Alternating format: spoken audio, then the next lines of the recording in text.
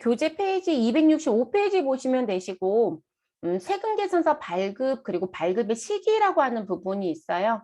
우리가 세금계산서를 언제 발급하고 그 발급을 언제까지 끝내야 되는지 이제 그 내용으로 보시면 되겠습니다.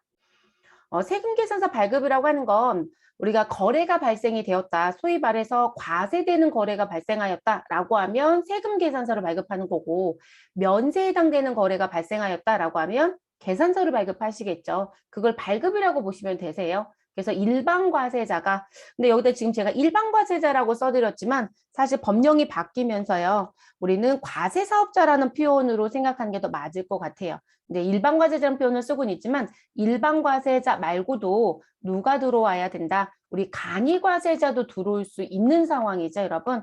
그래서 우리 간이 과세자도 들어와야 되는 상황이 생겼습니다.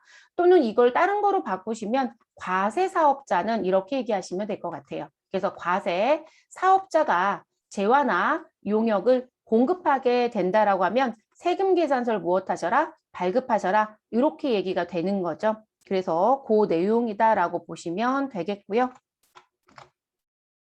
자, 그리고 이 세금 계산서는 사전에 이제 미리 말씀을 드렸지만 우리가 재화나 용역을 공급을 하게 되면 공급자가 공급받는 자한테 발행하는 게 원칙이라고 했어요. 그래서 공급자가 공급받는 자에게 발급하는 게 원칙.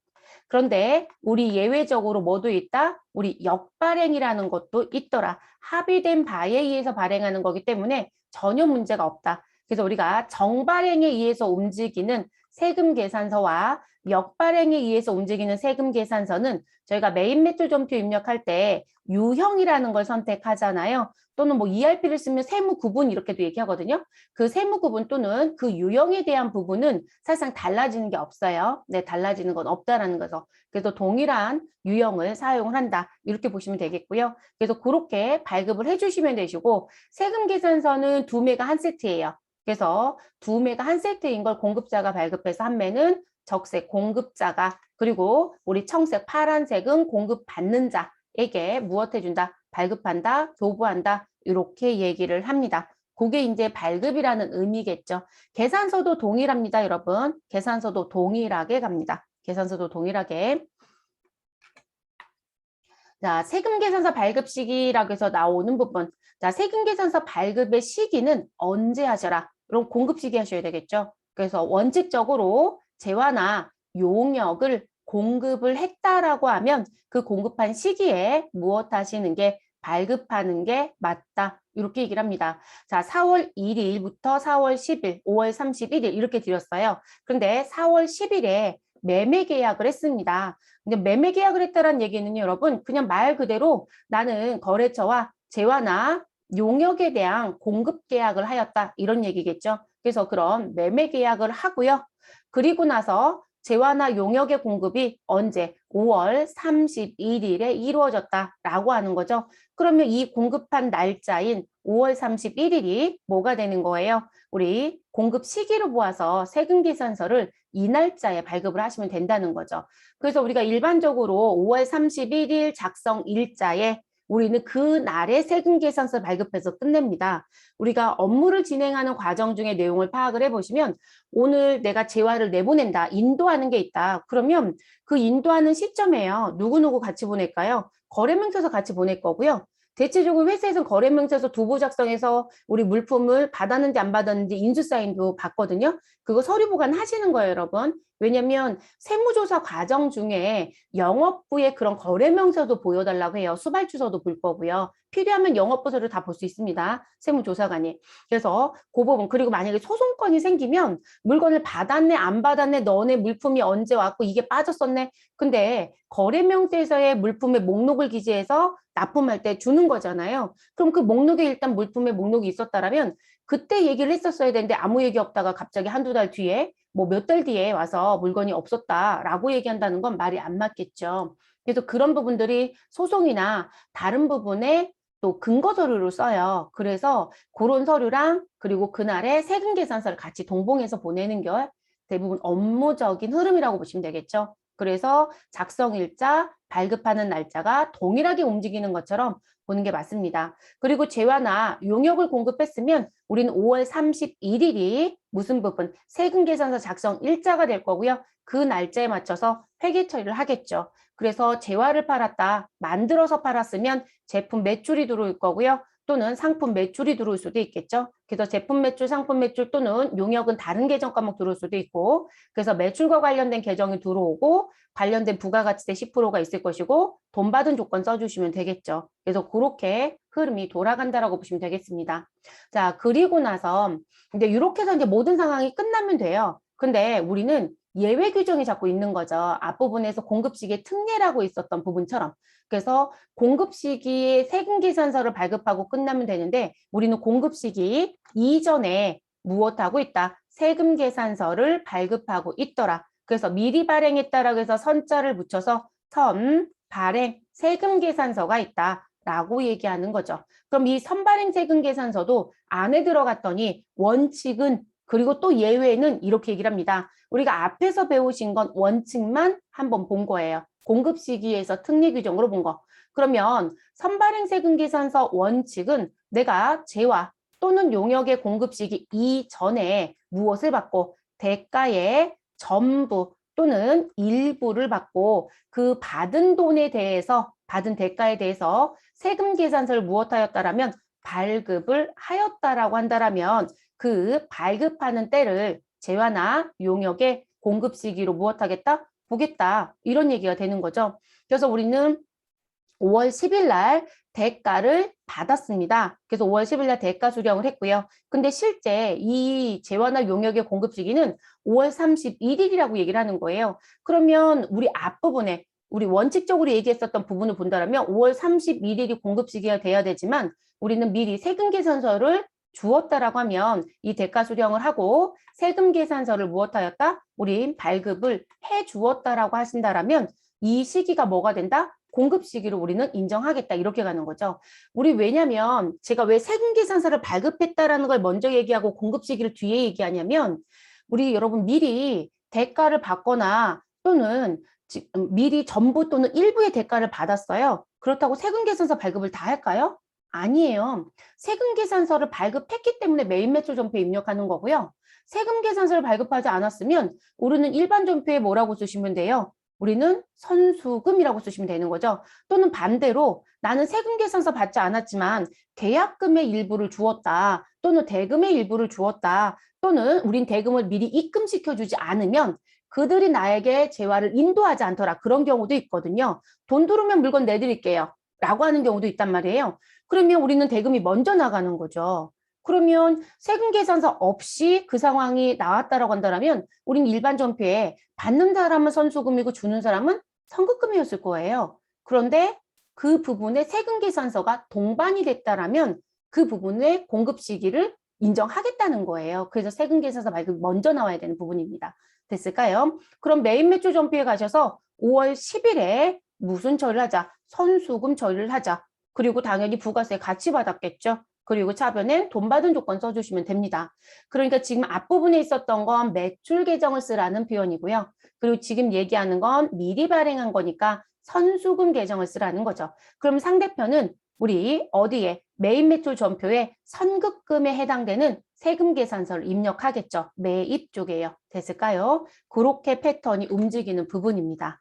자, 원칙 얘기가 마무리가 됐습니다. 그러면 이 선발행 세금 계산서에 무슨 부분 예외 규정이 있다라는 걸 들어가 봐야 되겠죠. 자, 그래서 예외 규정에 갔더니 이렇게 얘기합니다. 자, 장기 할부 판매 요거는 본 것 같죠, 여러분? 자, 다만 다음의 경우에는 공급 시기가 도래하기 전에 대가를 받지 않고 세금 계산서 또는 영수증을 발급하였다라면 그 발급하는 때를 재화나 용역의 공급 시기로 보겠다. 그래서 등장하는 게 장기 할부 판매와 계속적 공급이란 부분이 들어올 겁니다. 그럼 장기 할부 판매라는 건 우리가 대가를 나누어 받는데 우리가 1년 이내에 끝나지는 게 아니라 회수의 기준이 우리 1년이 넘어간다는 거죠. 또는 어떤 경우도 있다. 우리는 연 단위로 걸쳐서 3년에 걸쳐서 받는다. 그런 건 연불이라고 합니다. 연불. 그리고 3년에 걸쳐서 받을 거니까 장기연불이라고 표현하시면 되겠고요. 그러면 지금 2021년도 2월 1일자에 우린 공급이 일단은 이루어졌습니다. 그래서 이렇게 공급이 이루어졌고요. 그리고 대가는 2022년도 2월 1일에 2023년도 2월 1일에 무엇하기로 했다? 받기로 하였다라고 하는 거죠. 그러면 여러분 생각해 볼게요.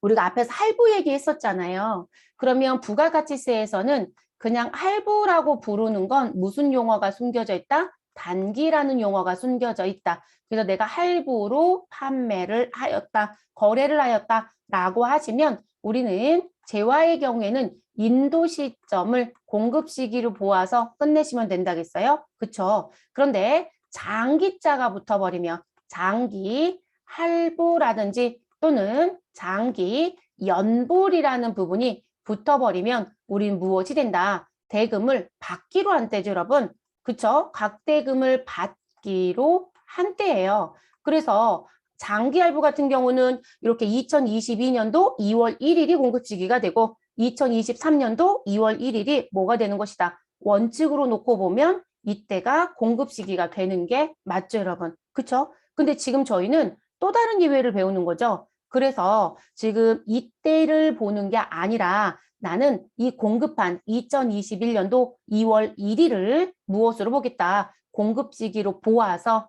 우리 마무리하겠다. 그래서 공급 시기 우리 공급할 때 세금 계산서 발급을 그냥 한 건으로 하겠다는 얘기예요, 여러분. 이해되셨을까요? 그리고 돈만 나눠 받는 거로 처리하겠다는 얘기예요. 인정이 된다, 안 된다? 된다. 그래서 제가 이거 어떻게 표현해 드렸었나요? 여러분 기억나시나요? 우리가 시험은 뭐로 내고 있다고요? 시험은 원칙으로 내고 있다겠어요? 그래서 시험은 열심히 원칙으로 내고 있다. 그런데 현실에 가셔서 이렇게 장기 할부나 연부를 만나게 되면 우린 무엇으로 가고 있다? 예외 규정을 쓰고 있다. 이런 말씀을 드렸죠. 그래서 자동차를 정말 자동차 회사에서 내가 36개월 할부로 샀다라고 하시면 자동차 구입하는 시점에 36개월 할부로 돈만 갚는 거지 자동차와 관련된 세금 계산서는 한 장으로 받고 끝나요. 그리고 뒤에 가서 대금을 갚는 것만 하고 있단 말이에요. 그럼 반대로 뒤집으면 제가 자동차 회사에서 매출하는 입장이다. 고객한테 36개월 할부로 팔았어요. 그리고 저희는 청구서는 지로로 주겠대요. 그러면 세금 계산서는 공급하는 시점에 한 번 발급해서 끝내버린다고요. 이해되셨어요? 그걸 더 많이 써요. 그래서 예외를 쓴다고 해서 문제가 되지는 않습니다. 그래서 이걸 쓰셔도 상관은 없다. 근데 시험은 예외 규정 얘기 안 하면 다 원칙으로 보셔야 되는 거예요. 그래서 시험 부분은 조심하셔라 라는 거 말씀을 드렸던 거죠. 그럼 회계 처리는 어떻게 할 거냐? 자, 우리 이 공급 시기, 공급한 시점인 2월 1일 메인 매출 전표에 입력해 주시고요. 그리고 회계 처리하실 때는 매출 처리하시면 됩니다. 그래서 대변에 제품을 팔았으면 제품 매출, 상품을 팔았으면 상품 매출. 자, 노동에 대한 대가였다라고 하시면 노동의 대가를 써주시면 되는 거고요. 그래서 매출 계정 넣어주시고 우리는 부가세 예수금 처리를 하시면 되겠습니다. 그리고 차변엔 외상 매출금 처리해 주시면 되겠죠. 그리고 이제 우리는 언제요? 2월 1일 날 대가를 받기로 한 때가 되죠, 여러분. 그리고 이제 돈이 들어왔다. 그러면 우리는 차변에 있었던 외상 매출금 무엇 해주시면 될까요? 대변에 정리시켜 주시면 되겠죠, 여러분. 그래서 외상 매출금 상계 정리해 주시면 되시는 거고요. 그리고 상대편 차변에는 돈 들어온 조건을 무엇 해주시면 된다. 기록해 주시면 되는 거예요. 그래서 이 부분엔 우리 받은 돈을 써주시면 되겠죠. 이런 원리로 갑니다. 근데 우리가 일반적으로 할부가 이루어지면 여기에 뭐가 붙을 것이다? 이자가 붙었을 것이다. 그 이자는 공급가액에 포함한다, 포함하지 않는다? 여러분, 우리 할부 등과 관련된 이자 상당액은 공급가액에 포함이에요. 그럼 여기 지금 제품 매출 금액이 포함이 돼서 외상 매출금에 들어와져 있다라고 봐야 되겠죠. 연체성 이자는 해당 사항이 없다라고 했었고요. 그래서 이런 것도 고민해 보셔야 되겠죠. 근데 현실에 가면 여러분 이거 볼 기회가 그닥 많지는 않아요. 제가 자동차로 말씀을 드렸지만 요즘에 자동차 회사하고 할부를 안 해요. 그리고 회사가 싫어해요. 그래서 회사가 아예 얘기하죠. 저 할부를 사고 싶은데요. 그러면 그분들이 캐피탈 회사를 아예 소개시켜 버리죠. 그래서 캐피탈 회사가 들어오거나 또는 니스를 권하거나 이렇게 움직이는 경우들이 더 많아지고 있는 건 사실이고요. 그래서 이 부분의 빈도가 과거는 매우 높았지만 요즘은 많은 빈도가 있지는 않습니다. 그런데 알아는 두셔야 되겠죠. 그리고 여러분 캐피탈 회사의 거래는요. 요 매출 금액에 부가세 안 들어가요. 그거는 돈 빌려 쓰는 거기 때문에. 그러니까 우리는 지금 현재 돈을 빌리는 게 아니라 돈을 갚을 때 나눠 갚는 거란 표현으로 가는 거예요. 아예 물품 대금을. 그래서 이자 상당액이 포함이 된 금액에 부가세 10%를 징수하는 거예요. 의미가 좀 다릅니다. 그래서 그런 건 조금 구분하셔야 될 것 같고요. 그래서 이런 현상이 나오는 부분이다 라고 보시면 되겠습니다. 그리고 제가 여기다 매출 왜 써드리냐면요. 여러분 우리 재무회계에서 수익인식 기준 배웠어요? 장단기 구분 안 하죠? 그래서 인도한 시점에 모두 다 뭐 잡아라? 매출 잡아라. 이렇게 배우셨어요. 수익인식 한다고 얘기했잖아요. 그러니까 매출을 바로 써도 문제가 되지 않은 거죠.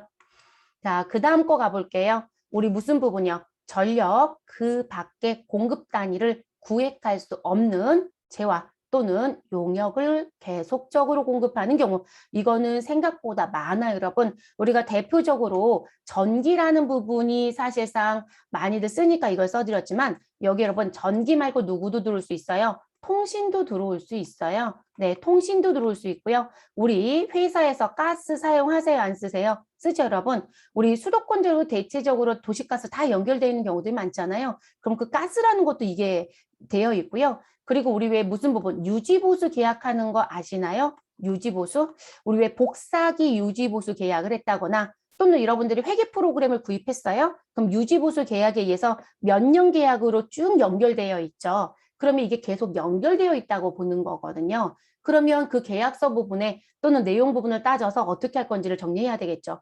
그리고 이 전기라든지 통신가스는 내가 언제부터 언제까지 사용한 부분에 대해서 무슨 부분, 너가 돈을 언제 낸다라고 하면 그때를 무엇으로 보겠다? 우리 공급 시기로 보겠다 이렇게 얘기했거든요. 근데 이 전기라든지 통신가스는 그럼 언제부터 언제까지 사용했다라고 하는 요 부분에 돈을 받은 때로 가라고 하니까 문제가 뭐다?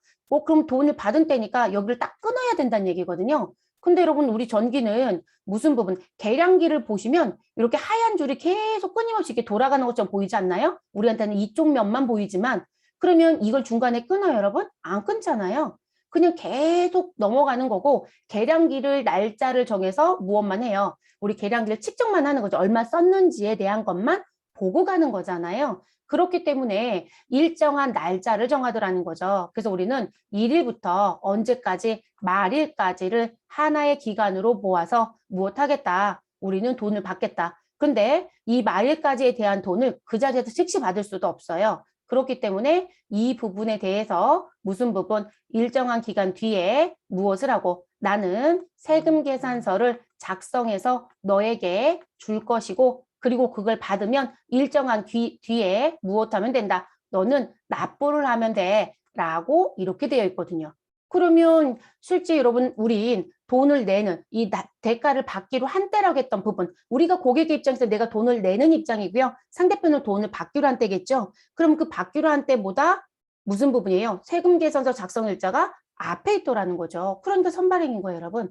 그러니까 전기요금이나 통신요금이나 가스요금은 전부 다 이런 상황이에요. 그리고 유지보수는 계약서에 본인들이 명기를 해버리죠. 그래서 그 명기한 날짜에 맞춰서 많이들 움직이고 있고요. 그래서 여기 들어올 수 있는 요건들이 생각보다 다수이긴 합니다. 그래서 나오는 부분. 그러니까 원칙대로 얘기하면 대가를 받기로 한 때로 가는 게 원래 맞긴 합니다. 우리가 공급식이란 부분을 배우고 들으셨으니까. 근데 이렇게 가지 않고 우리는 무엇하겠다. 공급은 계속할 거고 일정한 날짜 정해서 작성 일자를 우리 미리 정해서 가겠다. 그리고 이 날짜에 세금 계산서 발급할 거고 그리고 이때를 뭐로 봐서 공급 시기로 보아서 정리하겠다라고 얘기를 하는 거죠. 됐을까요? 개선한 부분.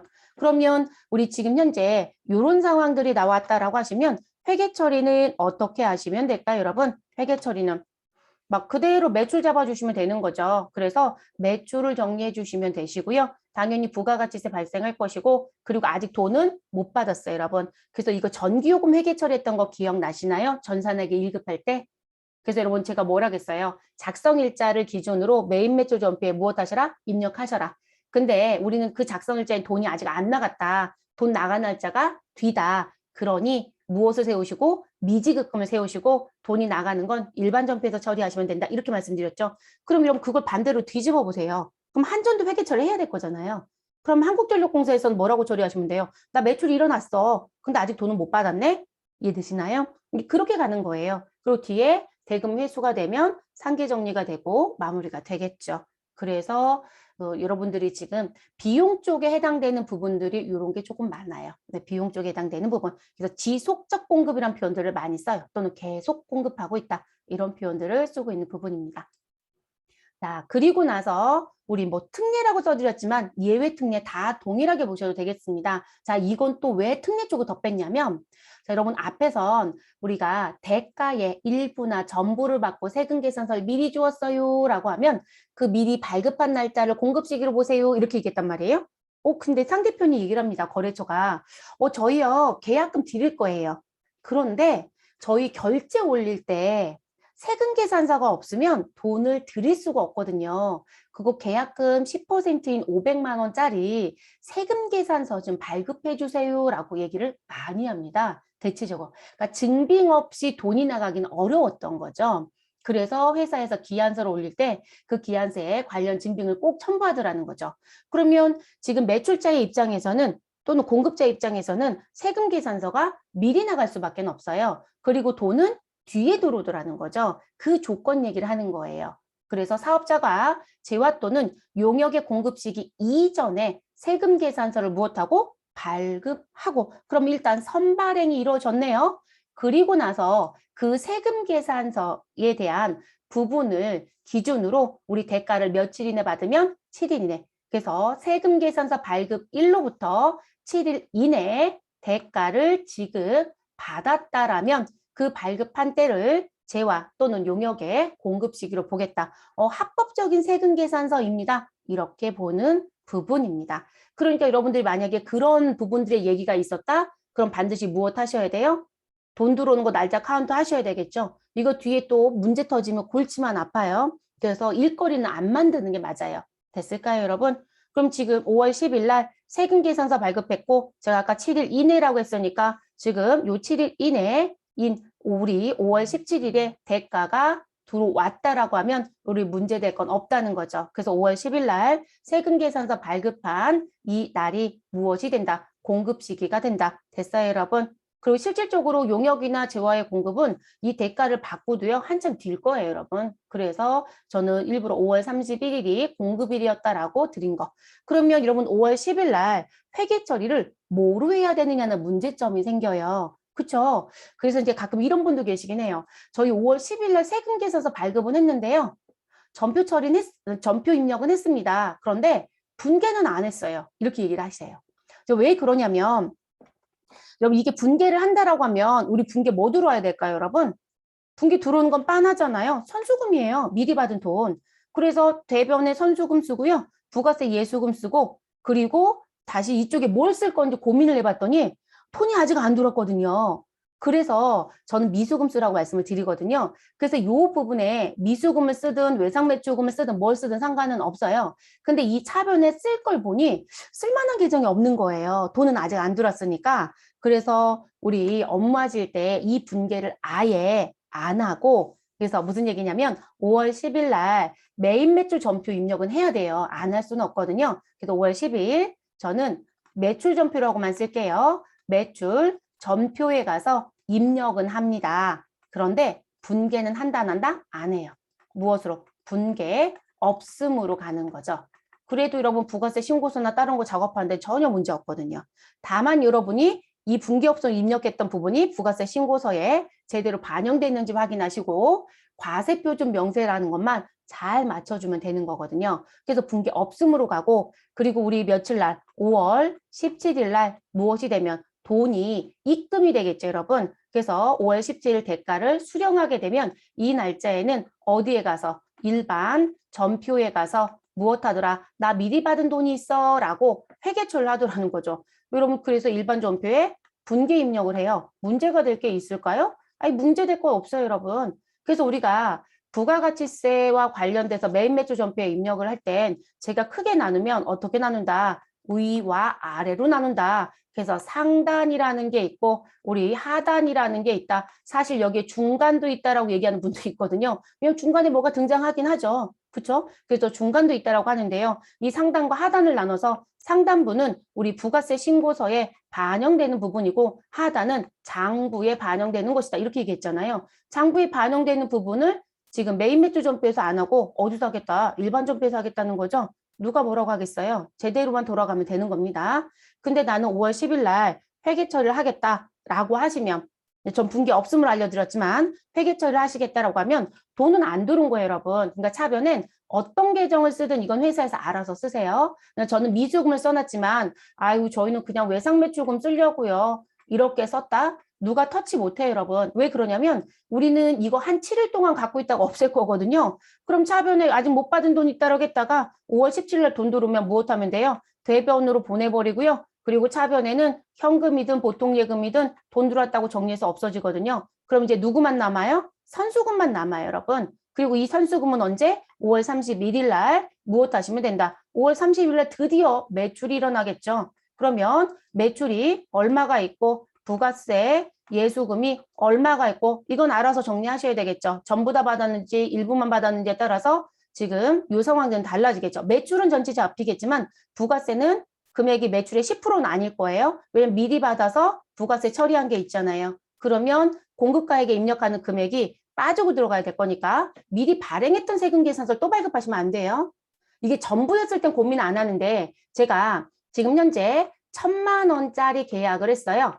그리고 미리 받은 건 100만 원이었다고 얘기해요. 그러면 부가세는 10만 원을 받았겠죠, 여러분? 그러면 저희 5월 31일 날 세금 계산서는 1,000만 원에서 100만 원을 뺀 얼마짜리만 발급해야 돼요? 900만 원짜리 발급하는 거예요. 가끔 여기 가셔서 얼마짜리를 우리 이때 가셔서 1,000만 원짜리 입력하신 분들이 계세요. 그럼 여러분 지금 무슨 부분? 100은 벌써 기존에 발급했는데 여기다가 1,000을 넣으면 저는 1,100만 원이 발급되는 거예요. 우리가 미리 발급했던 세금 계산서는 매출이 이루어지는 시점엔 무엇 하셔야 된다? 반드시 빼고 가야 되는 겁니다. 이게 부가가치세법상 공급 시기가 매출의 시기로 보는 게 아니에요. 이 특례라든지 이 예외적으로 들어오는 건 그래서 계정 과목이 달라지는 것 때문에 제가 자꾸 강조를 하는 거예요. 이게 매출하고 똑같이 움직이면 제가 이 분계를 계속 보여줄 이유가 없어요. 그런데 어떤 경우는 매출로도 보고 어떤 경우는 매출이 아닌 경우도 있잖아요. 반드시 고민해 보셔야 될 부분입니다.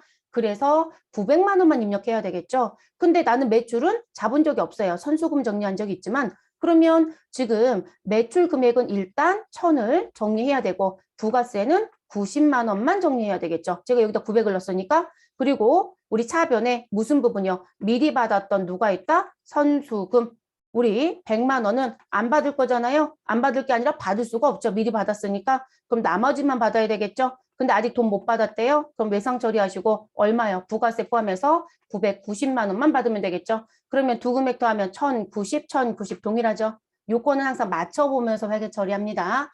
그래서 우리가 계약금을 받을 때 세금 계산서가 동반이 안 됐으면 되게 깔끔해요. 근데 세금 계산서가 동반이 되면 공급가액 입력하는 것도 다 신경을 쓰시고 넣으셔야 됩니다. 그래서 상단에 입력한 공급가액과 부가세 부분이 하단에 입력한 회계처리 부분하고 금액이 동일하지 않아요. 우리가 일반적이라고 한다면 공급가액과 부가세의 합계 금액은 차변의 합계와 대변의 합계가 같은 거로 움직이는 게 맞거든요. 근데 여러분 이게 같겠어요? 우리 공급가액과 세계합은 990이겠죠. 5월 31일 입장에서요. 그렇죠? 그런데 우리 아래쪽의 금액은 얼마예요? 지금 1,090이잖아요. 금액이 다르거든요. 그래서 이제 이런 식의 내용들이 등장하는 게 맞습니다. 그래서 이런 것도 고민을 좀 해보셔야 되는 부분들.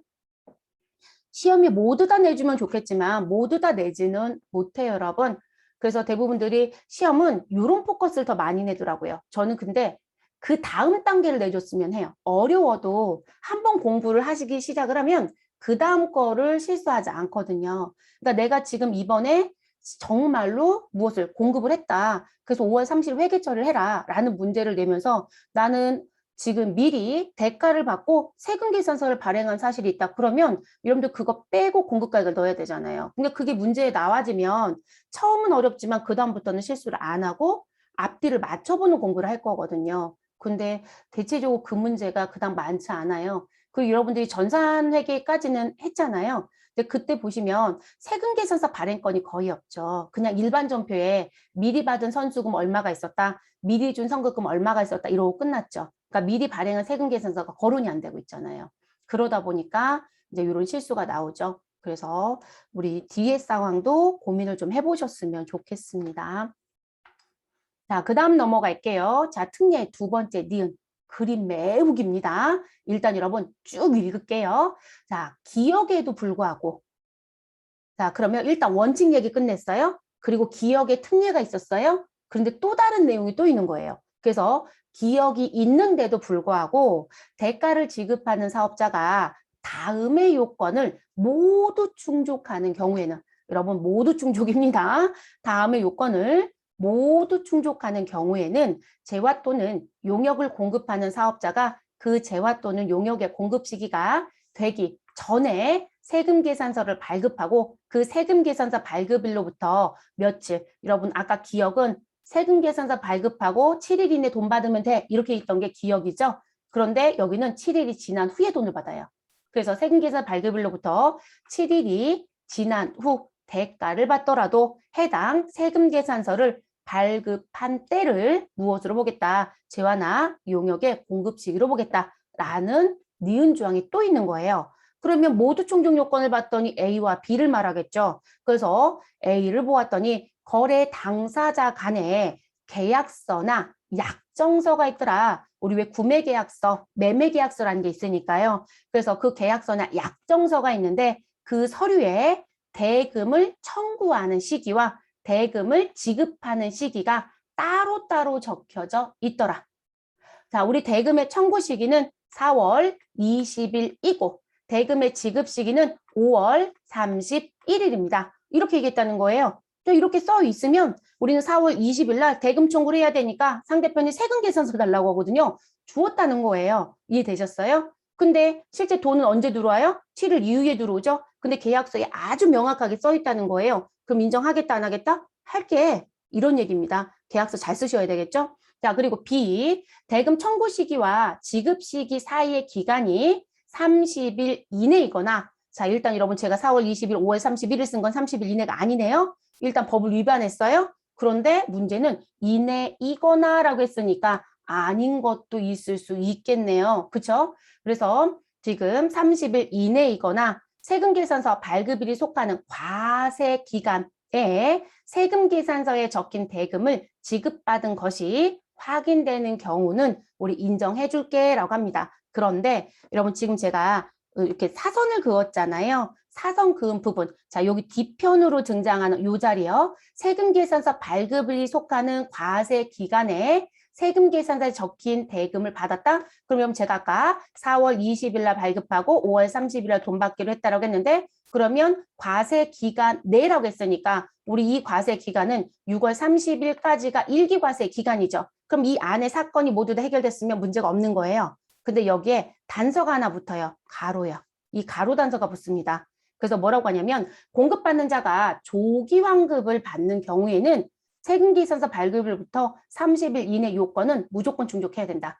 자, 지금 매출자 입장으로 배우고 있는 거예요. 그런데 지금 문제는 이 세금계산서를 4월 20일로 발급된 걸 공급받는 자가 받아갔어요? 이해되셨어요? 그래서 받아갔고 근데 이 사람이 조기환급자였다는 거예요. 그럼 여러분 제가 무슨 말씀 드린 적이 있어요? 조기환급자는 일반 환급자하고 다르게 우리 환급의 기간도 짧다. 15일이에요. 그 기간도 짧지만 우리는 매달 조기환급 신고를 해서 환급을 받을 수도 있다 없다? 있다. 그래서 1년에 12번의 부가세 신고를 하는 경우도 있다라고 말씀드렸어요. 그럼 저는 4월 1일부터 4월 말일 거를 작업해서 우리 5월 25일에 부가세 신고를 하고 무엇하였다? 부가세를 돌려받았다. 조기환급자 대상이 돼서요. 그러면 이런 경우들도 나올 수 있기 때문에 부가세가 세무서에서 먼저 받는 꼴이 돼버려요. 그래서 뭐라고 얘기한다? 그런 경우에 해당되는 사업자였다라면 지금 매입자가, 공급받는 자가 그런 경우는 대금은 무조건 며칠 이내에 들어야 된다? 30일 이내에 들어야 돼요. 그러니까 이 단서가 붙어 있어요, 여러분. 이 가로 문구를 업무에서 조심하실 것. 시험이 되게 친절한 게 뭐냐면요. 우리는 원칙하고 7일밖에 안 내요. 현재 그 두 가지를 제일 많이 냈어요. 문제 풀어보시면. 그러니까 지금 또 다른 니은 조건은 잘 안 내더라고요. 제가 볼 땐 이거 내면 난리일 것 같아요. 왜냐면 용어가 좀 어렵고 길기도 하죠. 그래서 이 요건을 충족을 했다라고 하면 무엇하겠다? 괜찮아. 미리 준 세금 계산서 합법적으로 난 다 인정할게. 이렇게 보겠다는 얘기가 되어집니다. 그래서 도론 부분. 그러면 그 부분을 두 가지를 조금 제가 그림으로 보여드리면 자, 5월 10일 날 세금 계산서 발급을 했어요. 자, 일단 우린 결론은 다 냈어요. 공급 시기를 5월 10일로 보겠다라고 했으니까. 그러면 5월 10일 날 세금 계산서를 발급을 했고, 그리고 대가의 수령의 시기를 보니 며칠 이내 들어온다라면 30일 이내에 들어온다라면 우린 문제가 없다라고 했죠. 대신에 여러분, A의 요건은 무조건 충족이 되어 있어야 돼요. 그래서 우리는 뭐가 있다? 계약서나 약정서는 있어야 되는 거예요. 그리고 그 부분에 대금의 청구 시기와 지급 시기가 따로따로 명문화가 되어 있어야 됩니다. 자, 그 부분이에요. 그래서 그게 일단은 있고, 그럼 그거에 맞춰서 나는 청구를 해야 되니까 청구의 목적으로 세금세 발급을 미리 했다는 거예요. 그리고 나서 대가가 30일 이내에 들어왔다라고 한다면 문제될 건 없다. 이렇게 얘기를 한다라는 거죠. 됐을까요? 그렇게 들어가는 부분입니다. 그래서 청구의 시기와 지급의 시기가 반드시 기재되어 있어야 되고, 됐어요, 여러분? 그리고 매입자가 조기 환급을 받는다라면 이건 또 상황이 요 요건 맞추라고 했잖아요. 아까 제가 가로 문건 얘기했잖아요. 그러니까 지금 현재 30일 이내가 아닌 것도 인정되는 이거나 뒷법이 있는데 그 부분에 조기환급자는 그 이거나법으로 못 가잖아요, 여러분. 요 뒤에 있는 건 이 가로는 빠져야 되는 거잖아요. 그러니까 이건 여기하고 똑같은 상황이에요. 그러니까 이렇게 써드린 거죠. 됐어요, 여러분? 그래서 30일 이내에 대가를 수령하면 문제가 없다라는 거죠. 그래서 그렇게 가는 부분이고요. 그리고 아래 글 읽어드렸던 부분, 그 두 번째 부분을 좀 본다라면, 자, 지금 2월 10일 날 저는 세금계산서를 발급을 했습니다. 자, 그리고 대가를 언제 받았다? 4월 10일. 그럼 2월 10일 날 세금세 발급한 게 공급 시기로 인정이 돼서 부가세 신고하고 이 세금세 발급이 성실히 잘 발급한 거라고 인정이 되느냐? 자, 그랬더니 이렇게 얘기를 합니다. 우리는 일단 조기환급은 없어야 돼요. 누가요? 공급받는 자가. 그래서 조기환급은 없다. 그러면 A 요건은 무조건 충족하라고 했으니 계약서나 약정서의 청구 시기와 지급 시기는 반드시 기재가 되어 있어야 되고, 그리고 30일이 넘어갔다 하더라도 무슨 부분? 우리 세금계산서 발급일이 속하는 과세 기간 내에 대가만 받았다라면 이건 인정할게라는 부분. 그러니까 계약서를 잘 써야 되는 거죠. 됐어요? 그러면 이 경우는 30이 넘어가는 거잖아요. 2월 10일에서 생대 발급하고 4월 10일이면 여러분 사실상 이게 법인이면요. 우리 무슨 부분이요? 우리 실제 부가가치세 신고하는 기간 종료일 3월 31일까지도 돈이 안 들었다는 얘기거든요. 근데 예전 과세 기간이라고 얘기하지 않았잖아요. 그냥 과세 기간이니까 1기는 6월 30일, 2기는 12월 31일 이렇게 보시면 되는 거거든요. 그래서 그 안에만 이루어지면 큰 문제는 없습니다. 됐어요? 이런 특례 규정이 만들어졌다. 원래 국법은 이것도 개정이 되면서 들어온 지 얼마 안 된 법이에요. 금년도 개정법은 아니고요. 기존에는 미리 대금의 일부나 전부를 받았다. 그래서 돈 받고 생세 줬어 라는 경우와 7일까지만 인정을 했었어요. 근데 그게 이제 30일이 들어오고 그 30일이 아닌 계약서 문구가 들어오고 조금 더 확장들이 됐습니다. 법령에. 그래서 이렇게 법이 조금 더 넓혀졌어요. 그래서 선발급과 관련된 세금 계산서. 자, 그 다음은 후발급을 합니다. 자, 공급 시기 이후에 발급을 하겠다. 라고 얘기합니다. 자, 원칙은 공급 시기 때 발급해야 돼요. 근데 미리 발행할 수 있다는 얘기를 했어요. 근데 또 뒤에 발급을 하겠대요. 자, 이런 걸 우리가 뭐라고 표현한다? 월합계 세금 계산서라고 합니다. 자, 업무는 원칙을 더 많이 쓸까요? 월합계를 더 많이 쓸까요? 월합계를 더 많이 씁니다. 회사마다 특성에 따라 조금 다르긴 하지만요. 일반적으로 재화를 판매하는 회사들은 A라는 거래처가 있다. 그럼 이 A에 물품을 한 번만 공급하지 않죠. 이 A라는 거래처가 우리 회사 입장에서는 주 거래처라고 얘기합니다. 그리고 한 달에 거래 건수를 세보면 우리는 15번의 거래가 있더라 라고 얘기를 합니다. 그러면 원칙대로 간다라면 우리 세금 계산서 발급도 몇 번 해야 될까요? 15번의 발급을 했어야 되는 거죠. 원칙대로 가야 되니까 여러분 15번의 거래가 있으면 거래가 있을 때마다 공급이 이루어졌다는 얘기고 그 공급 시기마다 세금을 발급을 해야 되니까 15건이 있어야 되는 거예요.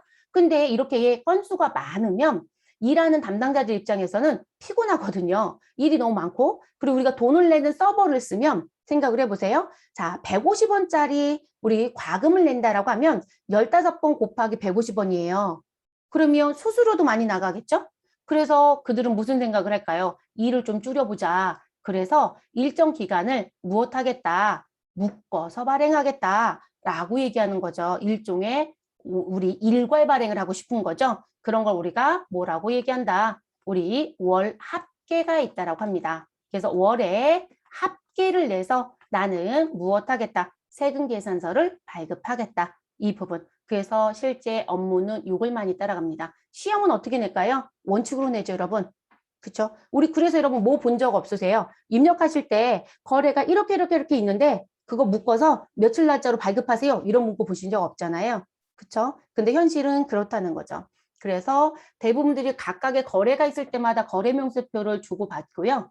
그리고 이렇게 묶어서 발행하는 합산거래명세서를 다시 한 번 더 발행을 영업부에서 하죠. 네, 대부분들이.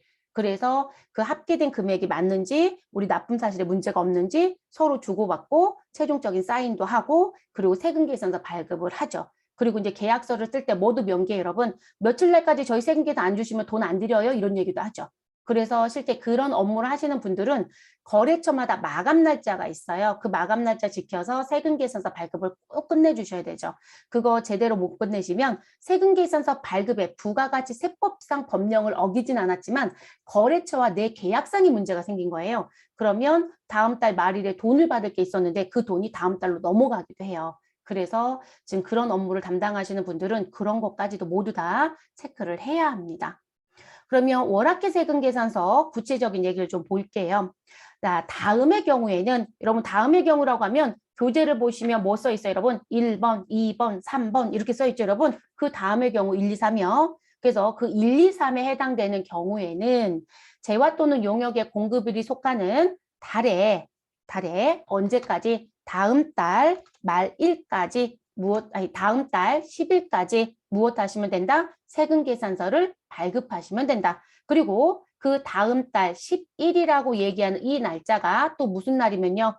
또 노는 날이요. 쉽게 생각하면. 그래서 공휴일 또는 토요일이라고 한다면 우리 무엇 하시면 된다? 다음 날까지 업무를 보시면 되겠습니다. 그러니까 발급에 대한 거 전제 때 했던 거랑 크게 다르지 않죠, 여러분? 그래서 이런 걸 월 합계 세금 계산서라고 한다는 거죠. 그래서 나온 부분이고요. 자, 그러면 나는 그 묶고는 일괄로 발급하는 걸 어떻게 묶어서 갈 거냐. 자, 어떤 사람은 1일부터 말일까지를 하나로 묶어서 가겠다? 괜찮아요? 그죠? 그러면 1번이 그 얘기예요. 자, 거래처별 인력월이라는 건 우리 달력을 얘기하는 거예요, 여러분. 그러면 달력을 피면 우리 몇 월인지 보이죠? 그럼 9월이었다. 그럼 9월에 가서 봤더니 1일부터 며칠까지가 한 달이다. 우리 30일까지가 한 달이죠. 자, 이걸 한 달로 보는 거란 표현이에요. 그래서 일여월에 공급가액을 합계를 내서 우리 해당 월에 무슨 날짜, 말일자를 작성 연월일로 해서 무엇하겠다? 세금 계산서를 발급하겠다. 그럼 여러분 세금 계산서 필요적 기재사항에 왜 공급 연월일이 아니라 작성 연월인지는 아시겠죠? 그러니까 원칙은 공급 시기랑 작성 연월일이 같을 수 있지만 예외 사항들이 있기 때문에 공급 연월이란 표현을 필요적 기재사항으로 안 보는 거예요. 그래서 작성 연월일로 본다는 거. 그래서 작성 연월일로 해서 세금 계산서를 발급하는 경우. 그러면 1월 달이었더라면 1월 1일부터 1월 31일에 거래 내용을 한꺼번에 묶어서 1월 31일로 무엇하겠다. 우리 세금계산 발급하겠다. 그 업무는 언제까지 끝내주시면 된다?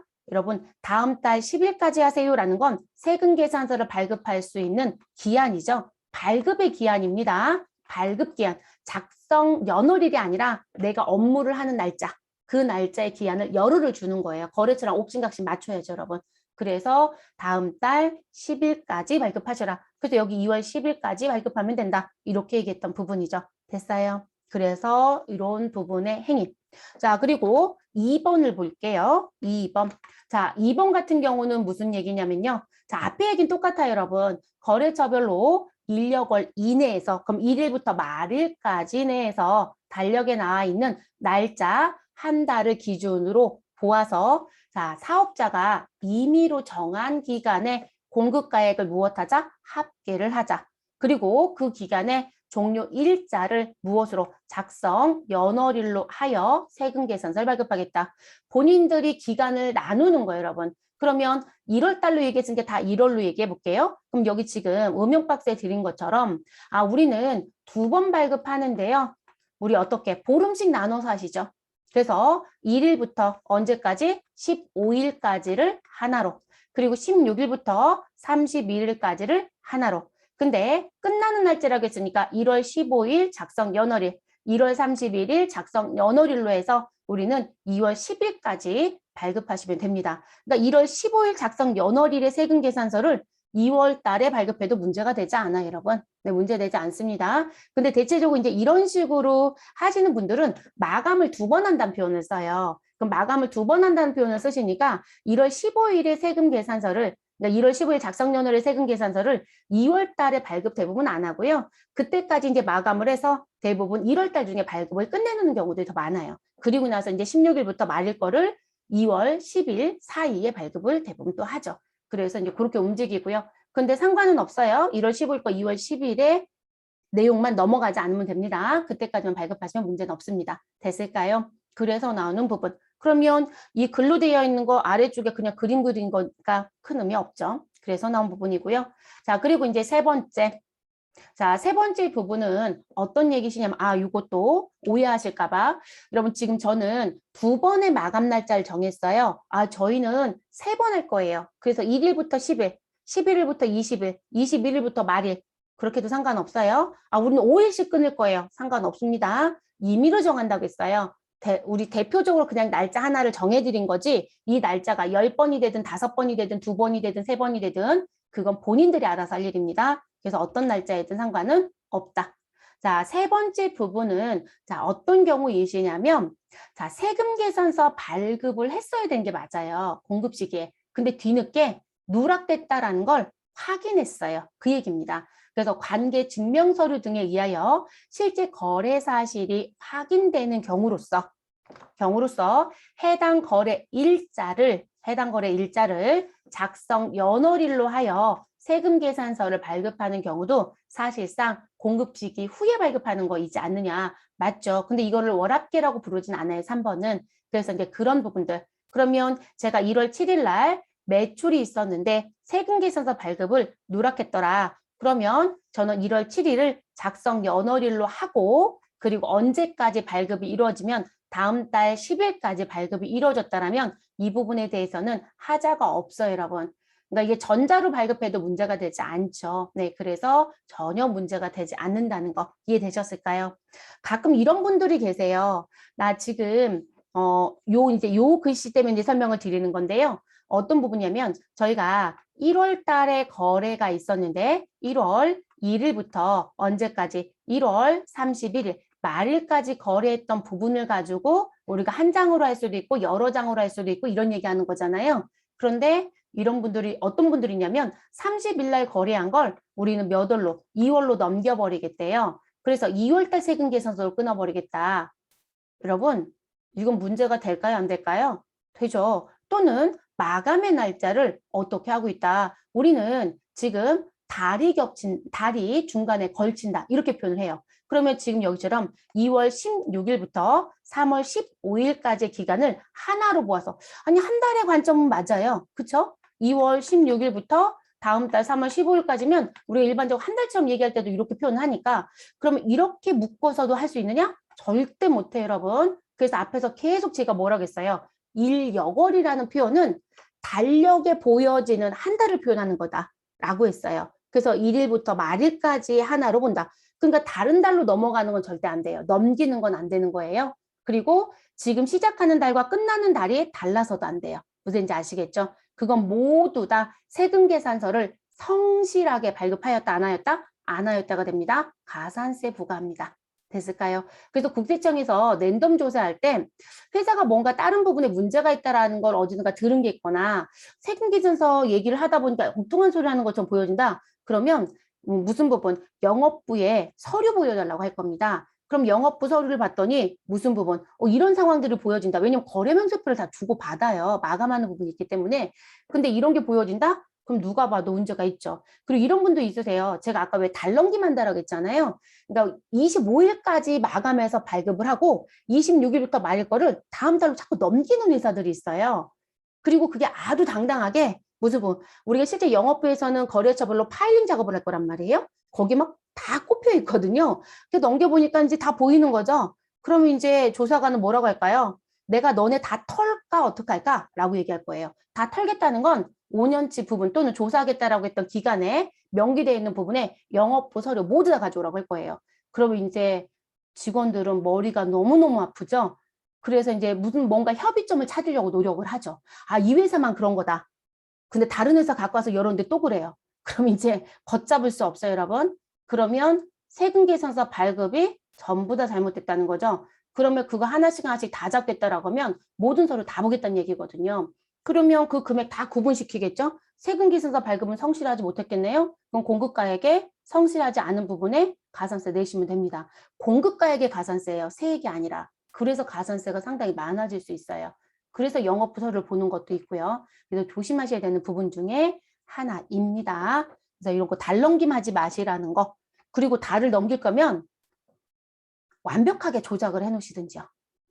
이게 없다라고는 보장 못해요, 여러분. 있거든요.